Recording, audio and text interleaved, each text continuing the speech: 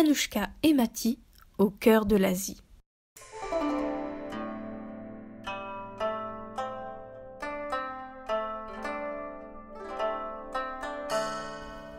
La suite du voyage se poursuit pour nos amis, qui arrivent à Datong avec la pluie.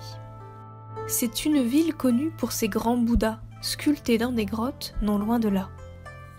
Ils arrivent sur le site épatant, bordé de grandes colonnes ornées d'éléphants. Avant de se promener dans le parc, Anouchka fait un peu de tir à l'arc. Ils vont ensuite explorer les alcôves colossales qui accueillent des statues phénoménales.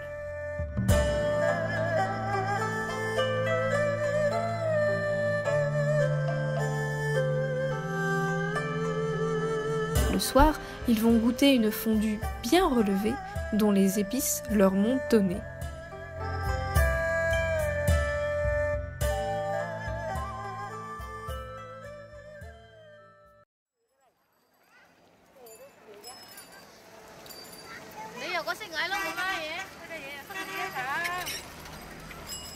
Ensuite, ils se rendent à Pingyao, dont le cœur historique est réputé très beau. Ils dorment dans une auberge traditionnelle, au fond d'une petite ruelle. Le soir, ils déambulent dans les rues animées et achètent plein de choses à déguster. Anouchka croque dans une grosse boule de pâte de riz soufflée. Mati se régale de brochettes de tofu épicées. Il y a aussi de délicieuses galettes sucrées et du riz cuit dans un bambou à l'étuvée. Le lendemain, ils visitent les remparts et les musées et achètent quelques souvenirs à ramener.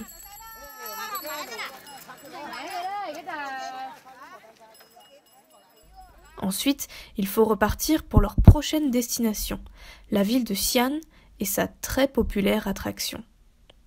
Un site archéologique extraordinaire qui abrite des milliers de soldats de terre.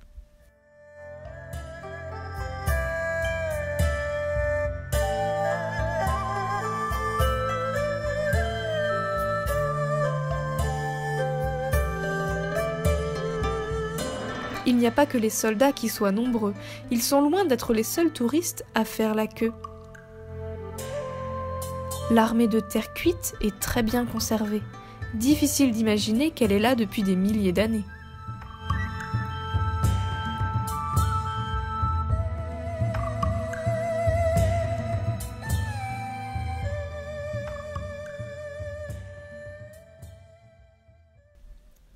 Le jour suivant, ils vont marcher au mont Huanshan, qui se trouve un peu au sud de Xi'an. Ils sont bien loin de la foule et du stress et profitent de cette marche dans la brume épaisse.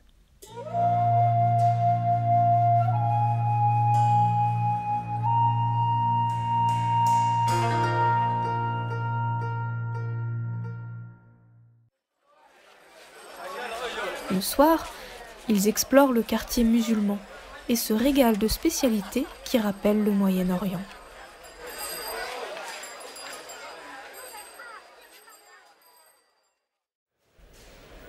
Les voilà dans une gare une fois encore.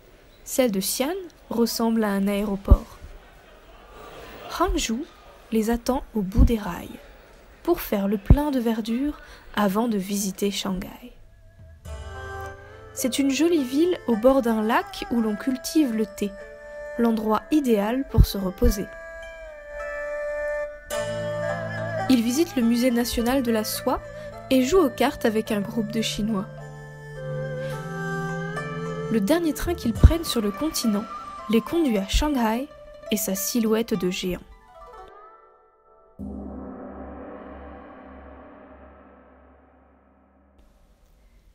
Ils résident dans un quartier autrefois occupé par des Français. Quelle surprise de trouver là du bon pain frais! La ville est un étrange mélange d'histoire et de modernité. Mati et Anouchka ne se lassent pas de l'explorer. Le jour, les parcs sont pleins de musique et de promeneurs, et le soir, les immeubles s'illuminent de toutes les couleurs. Ils montent en haut d'une grande tour et se régalent d'un bon dîner en observant les alentours. Ils visitent d'anciens bâtiments de l'Expo universelle, qui n'ont rien à envier à notre vieille tour Eiffel. Anouchka surtout est ravie. Elle peut boire plein de bubble tea.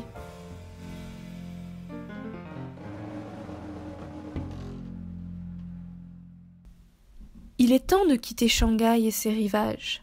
Mais Anouchka et Mati ne veulent pas faire le même voyage. Qu'à cela ne tienne, ils feront route à part et se retrouveront quelques jours plus tard. Laissons nos deux amis se dire au revoir. Nous découvrirons leur trajet dans la prochaine histoire.